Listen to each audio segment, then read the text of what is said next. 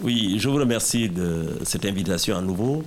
Je m'appelle Mamadou Dem, je suis le premier suppléant dans la liste de la coalition Benno Bokk Yakaar que préside le président Macky Sall. Notre tête de liste, le Premier ministre Boun Abdallah Dionne, conduit cette liste pour que nous gagnions le 30 juillet. J'appartiens au Parti de la Renaissance et de la Citoyenneté qu'anime mon ami le professeur Samba Diolde Thiam.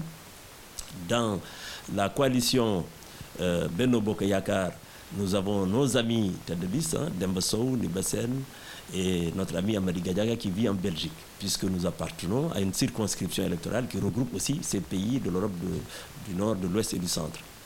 Nous nous engageons dans cette élection en France, dans la diaspora, pour avoir la majorité absolue des suffrages exprimés, donc pour gagner les 3 sièges de notre circonscription et pour aussi donner un signal de la volonté du peuple sénégalais d'accompagner le président Macky Sall pour la réalisation de ses objectifs.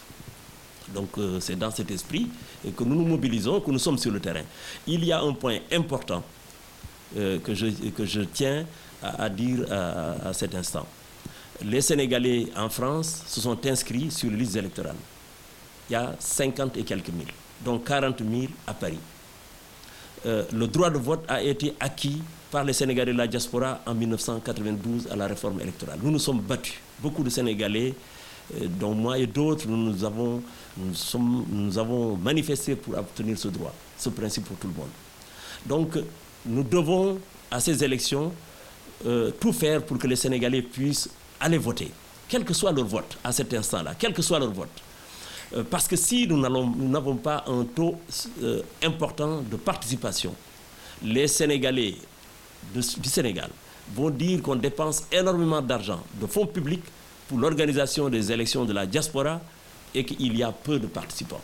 Donc à ce niveau-là, je dis que l'administration du Sénégal, le consulat, aussi nos partis politiques, parce que c'est ça l'esprit du code électoral, doivent trouver un consensus rapidement dans la petite semaine qui nous reste pour aller distribuer les cartes partout en France. Ils sont allés inscrire les Sénégalais en province et aujourd'hui, je le répète, je l'ai dit tout à l'heure, il y a quelques éléments de l'opposition que je respecte, mais qui refusent que la commission électorale soit mobilisée pour aller dans les régions distribuer les cartes. Et ça, c'est mauvais. Quelle que soit leur opinion, on doit donner les cartes électorales aux Sénégalais. Le président Macky Sall est en train de travailler pour mettre le pays sur les rails de l'émergence. Nous sommes dans un pays pauvre, nous sommes dans un pays sous-développé. Ce n'est pas nouveau. L'Afrique, en général, est dans cette situation. Nous devons rattraper les retards que nous avons vis-à-vis des pays développés et des pays émergents. C'est ça l'objectif. Tout ce qui est entrepris dans tous les domaines, sur le plan de l'agriculture, de l'élevage, de la pêche, sur le plan de l'énergie, sur le plan des infrastructures, tout ça y contribue. C'est pour laisser à la fin de son 2e mandat institutionnel un pays qui est sur la bonne voie et que le président qui viendra après 2024 conduira aussi le pays pour que le Sénégal se développe et que le Sénégalais cesse de continuer à émigrer. Nos priorités, c'est qu'on résolve les problèmes qui intéressent la diaspora dans sa diversité. Que ce soit les travailleurs, que ce soit les étudiants, que ce soit les jeunes ou les femmes.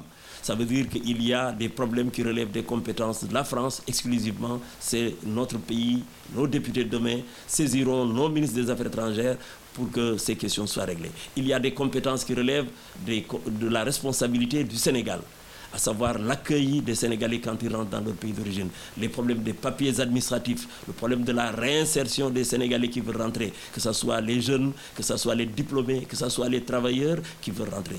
Ça, c'est une chose. Il y a des compétences qui relèvent de la responsabilité à la fois de l'État français et de l'État sénégalais, qui relèvent de la négociation. C'est les accords sur le plan de la retraite, des allocations familiales, de la sécurité sociale et du régime fiscal qui intéresse les gens. C'est tout ça qui nous motive et qui nous mobilise et nous pensons que nous pourrons être de beaux députés demain pour faire entendre la voix des Sénégalais de l'extérieur dans leur diversité, la voix de l'espérance également.